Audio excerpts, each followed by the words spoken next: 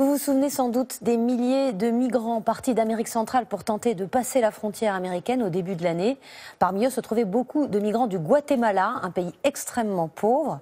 Là-bas, les enfants quittent parfois leur famille avec de parfaits inconnus pour faciliter leur passage. Voyez ce document exceptionnel de Loïc Delamornay et Thomas Donzel. Si la jeunesse est la richesse d'un pays, alors au Guatemala, l'avenir s'annonce bien sombre. Dans cette école d'Esquipulas, à l'extrême sud-est du pays, le directeur fait les comptes des effectifs. Nous voici dans la première de nos 2 classes de 5e.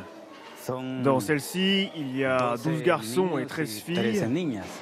Et voici la 2e classe de 5e, qui aurait dû être remplie d'élèves.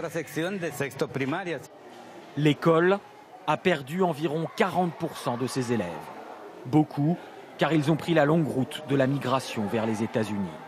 Pour moi, en tant que guatémaltèque et en tant qu'enseignant, je trouve ça très triste. Car parmi ces gamins qui sont partis, il y avait les talents de demain dont a besoin notre pays. Et je suis triste aussi quand je pense au trajet épouvantable et aux risques qu'encourent ces gosses pour pouvoir atteindre l'Amérique.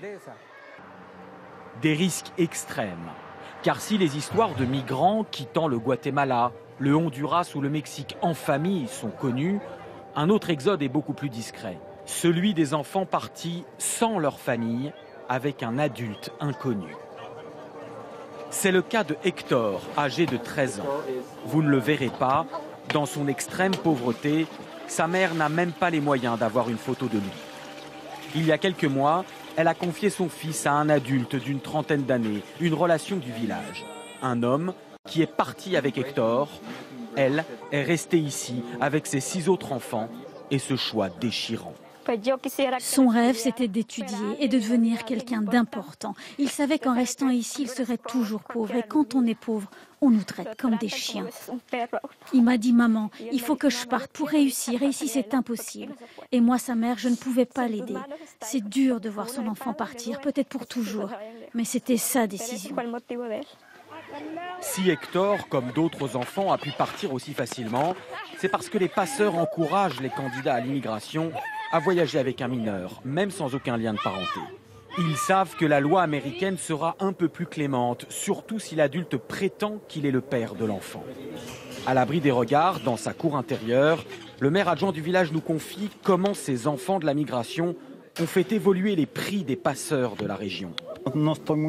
D'après ce que je sais, les passeurs, qu'on appelle ici les coyotes, font payer entre 8 et 10 000 euros pour un adulte candidat au voyage. Mais si cet adulte est accompagné d'un enfant, d'un mineur, le prix baisse à 3 000 euros seulement. Car les passeurs n'ont pas à se fatiguer. Ils ont juste à déposer de l'autre côté de la frontière l'homme et l'enfant qui attendront de se faire arrêter par les policiers américains.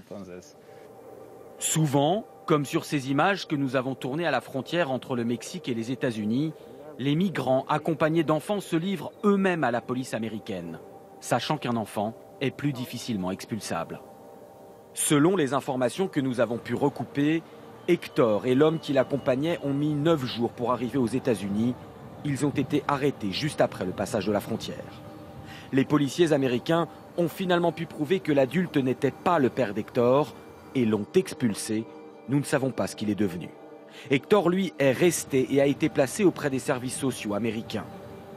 Un centre pour mineurs à Houston, au Texas, comme celui-ci, nous a confirmé qu'Hector était bien sous sa garde, mais ne nous a pas autorisés à le voir ni lui parler. L'administration Trump a serré la vis. Affichage des politiques sévères dans les centres de rétention, recours accru aux tests ADN pour déterminer les liens de parenté. Les chiffres ont un peu baissé, mais rien n'entame la détermination des migrants. Restée au village, la sœur d'Hector veut suivre le même chemin que son frère. Maintenant, lui, il mange 4 fois par jour. Il a un petit déjeuner, un dîner et même un autre repas plus tard. Je serais très triste de partir, mais je le ferai quand même, car c'est le seul moyen d'avoir une vie meilleure. Et comme ça, je pourrais aider ma mère de là-bas, pour qu'elle ne manque de rien. Dans certains cas, les parents sont même payés pour laisser partir leur enfant. Ils reçoivent environ 1 000 euros par un adulte candidat au voyage qui sait qu'avec un enfant, il aura plus de chances de réussite. Ces parents-là ne souhaitent pas témoigner, partagés entre la honte d'avoir en quelque sorte vendu leur enfant et l'espoir de leur avoir offert un avenir meilleur.